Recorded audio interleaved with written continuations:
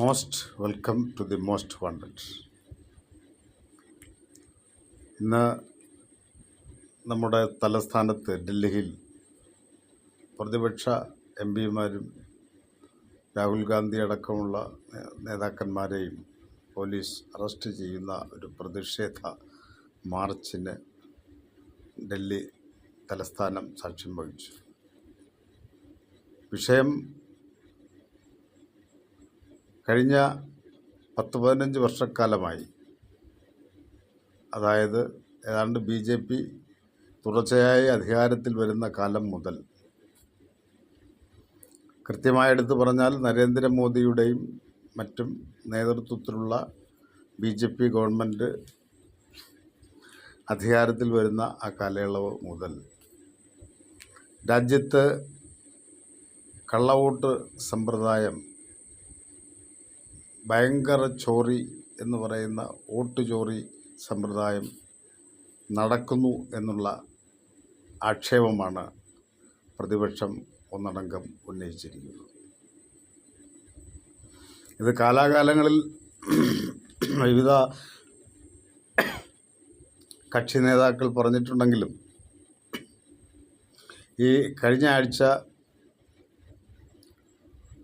പ്രതിപക്ഷ നേതാവ് രാഹുൽ ഗാന്ധി നടത്തിയ ഒരു പത്രസമ്മേളനത്തോടെയാണ് സ്റ്റാറ്റിസ്റ്റിക്കൽ ഡാറ്റയുടെ തെളിവോടുകൂടി അടിസ്ഥാനത്തിൽ അദ്ദേഹം ഇത് തെളിയിച്ചത്. അതിന് റാൻഡം സാമ്പിളിംഗ് മെത്തേഡാണ് അവർ സ്വീകരിച്ചത്. ബാംഗ്ലൂർ സെൻട്രൽ ലോക്സഭാ മണ്ഡലത്തിലെ മഹാദേവപുര എന്ന് പറയുന്ന അസംബ്ലി നിയോജക മണ്ഡലം നടത്തിയ പഠനത്തിലാണ് ഇത്ര വ്യാപകമായ ഏതാണ്ട് 1,20,000-ഓളം വോട്ടുകൾ പല വിധത്തിൽ വ്യാജേന ചേർക്കപ്പെട്ടതാണ് എന്ന് സ്ഥാപിക്കപ്പെട്ടത്. ഇതിന് അദ്ദേഹം അക്കമിട്ട് പറഞ്ഞതുപോലെ അക്കമിട്ട് മറുപടി പറയാൻ ഇതുവരെ തെരഞ്ഞെടുപ്പ് കമ്മീഷന് കഴിഞ്ഞിട്ടില്ല. എന്നാൽ അവർ പറയുന്നത് ഇത് എഴുതി തരൂ, രേഖാമൂലം തരൂ, ഒപ്പിട്ട് തരൂ എന്നൊക്കെയാണ്, അഫിഡവിറ്റ് തരൂ എന്നൊക്കെയാണ് പറയുന്നത്.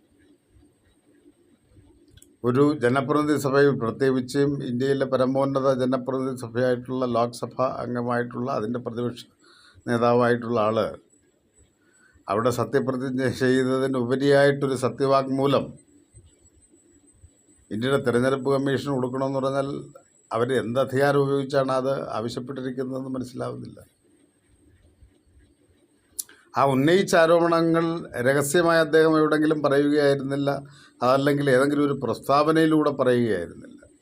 നിലമറിച്ച് ഒരു പത്രസമ്മേളനം നടത്തി പത്രപ്രതിനിധികൾക്ക് ബോധ്യമാകുന്ന തരത്തിൽ അവരുടെ ചോദ്യങ്ങൾക്കെല്ലാം മറുപടി നൽകിക്കൊണ്ടാണ് ശ്രീ രാഹുൽ ഗാന്ധി ആ ഒരു പത്രസമ്മേളനം അവസാനിപ്പിച്ചത്. അതിനുശേഷമാകട്ടെ ഇന്ത്യ ബ്ലോക്ക് ഒന്നടങ്കം അദ്ദേഹത്തിന് പിന്നിൽ അണിനിരക്കുന്ന അവസ്ഥയുമുണ്ടായി. അങ്ങനെ ഇന്ന് ഇന്ത്യ മുന്നണിയുടെ നേതൃത്വത്തിലാണ് ഡൽഹിയിൽ പ്രതിഷേധ മാർച്ച് നടത്തിയത്. ഈ കാര്യം പറയുമ്പോൾ നമ്മൾ ഒരു വസ്തുത കാണാതിരുന്നുകൂടാ.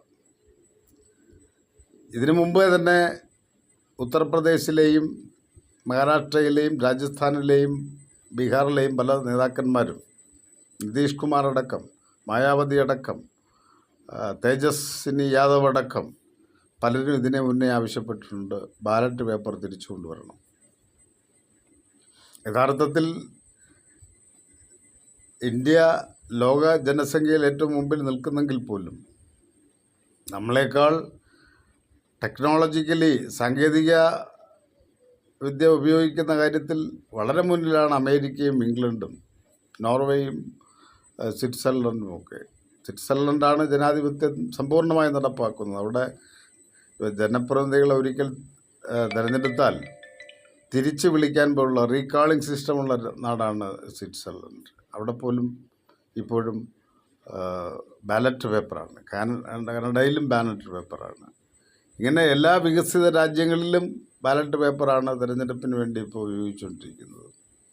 എന്നാൽ ഇന്ത്യയിൽ മാത്രം അത് മെഷീനിലേക്ക് മാറ്റി.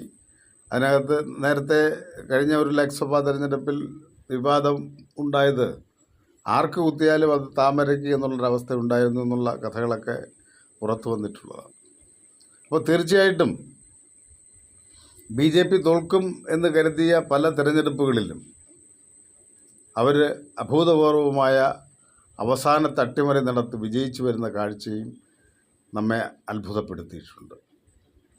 ഈ സാഹചര്യത്തിൽ രാഹുൽ ഗാന്ധി ഉന്നയിച്ച ഈ ആരോപണത്തിന് അടിസ്ഥാനമുണ്ടെന്ന് തന്നെ വേണം. അപ്പോൾ ഇന്ത്യയുടെ ജനാധിപത്യ സ്വഭാവത്തെ അട്ടിമറിക്കുന്നതിന് വേണ്ടി അത് ആത്യന്തികമായി ഭരണഘടനയെ അട്ടിമറിക്കുക തന്നെയാണ് വേണ്ടിയുള്ള BJPയുടെ പരിശ്രമമാണ് ഇതിൻ്റെ പിന്നിലുള്ളത് എന്നുള്ള കാര്യത്തിൽ യാതൊരു സംശയവുമില്ല.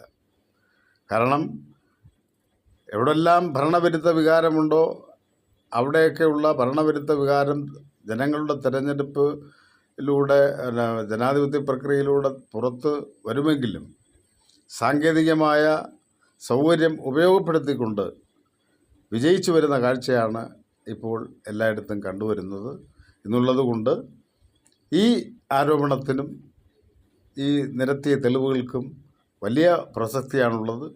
ഇതോടുകൂടി ഒരു തുടർ സമരമായി ഇതിൻ്റെ അടിസ്ഥാനത്തിൽ പ്രതിപക്ഷം ഒന്നാകെ ഏറ്റെടുക്കാൻ പോകുന്നു എന്നാണ് അറിയാൻ കഴിയുന്നത്. എന്തായാലും ശരി, രാഹുൽ ഗാന്ധി ഉന്നയിച്ച ആരോപണങ്ങൾ അന്തരീക്ഷത്തിൽ വിലയിച്ചു നിൽക്കുകയല്ല. അത് കേന്ദ്ര ഗവൺമെൻറ്റിനെയും പ്രത്യേകിച്ച് നരേന്ദ്രമോദിയെയും ഇലക്ഷൻ കമ്മീഷനെയും സാങ്കേതികമായി ബാധിക്കുന്ന, സ്വാഭാവികമായി ബാധിക്കുന്ന ഒരു പ്രശ്നമായി മാറിയിട്ടുണ്ട്. തീർച്ചയായിട്ടും ഇലക്ട്രോണിക് വോട്ടിംഗ് മെഷീൻസ് EVMs ഒഴിവാക്കി നമ്മുടെ രാജ്യത്ത് എന്തുകൊണ്ട് ബാലറ്റ് പേപ്പർ നടപ്പാക്കിക്കൂടെ? ഇത്ര അധികം ചിലവ് പോലും വരത്തില്ല എന്നാണ് ബാലറ്റ് പേപ്പർ അടിച്ചാൽ എന്നുള്ളതാണ് വസ്തുത. മാത്രമല്ല ലോകരാജ്യങ്ങളാകെ, വികസിത രാജ്യങ്ങളാകെ നടപ്പാക്കുന്നത് ഇപ്പോഴും ബാലറ്റ് പേപ്പറാണ്. അതുകൊണ്ട് ജനങ്ങളുടെ യഥാർത്ഥ ജനാധിപത്യ അവകാശം അവർ വിനിയോഗിക്കുന്നു, അത് കൗണ്ട് ചെയ്യപ്പെടുന്നു എന്നുള്ളത് ജനങ്ങൾക്ക് ബോധ്യപ്പെടണമെങ്കിൽ ഇനി ബാലറ്റ് പേപ്പർ വന്നേ മതിയാകൂ.